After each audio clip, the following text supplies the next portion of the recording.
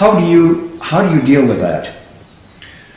Well, I mean, I think this is just something you have to go through your life. I mean, there are ups and downs. The higher you climb in the hierarchy, the thinner the air. And the more successful you are, I mean, the more opponents and enemies you have. It is part of our life.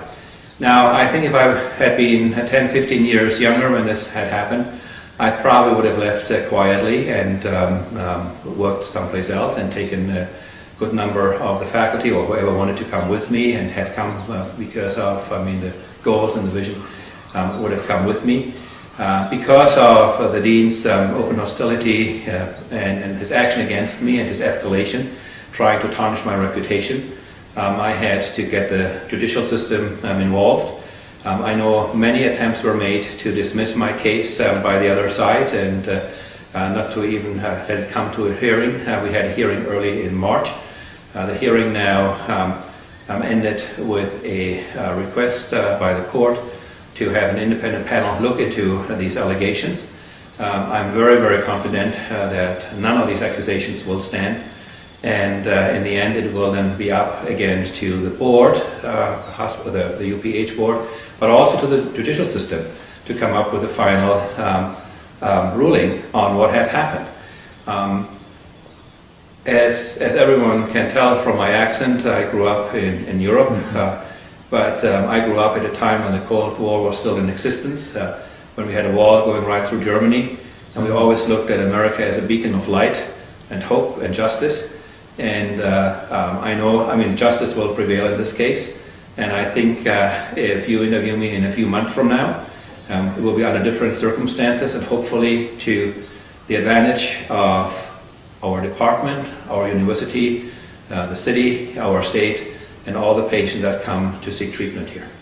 You know, there was a man years ago that was faced with some situations in life, and he said to another leader in the world, tear that wall down.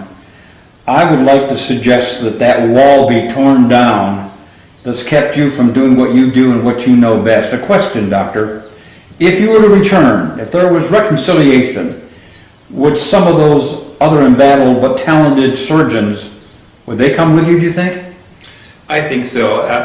I just happened to be at the helmet, but I could not have made all of this possible without the support and the skills of all the talent that was recruited here.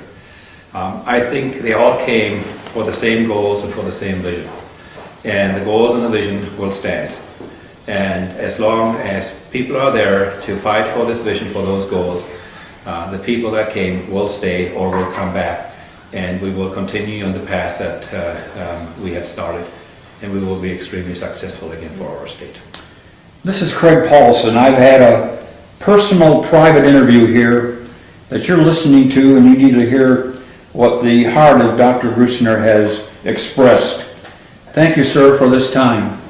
We appreciate. Reiner, what did the testimonies at the hearing confirm? Well, I think it's fair to say, in essence, they confirmed what I had said all along, that no records were changed, that hospital administration was informed about incorrect reporting to a federal agency, that the changes that were made are still in place, demonstrating the fact that the changes as I had supposed them are correct, and the fact that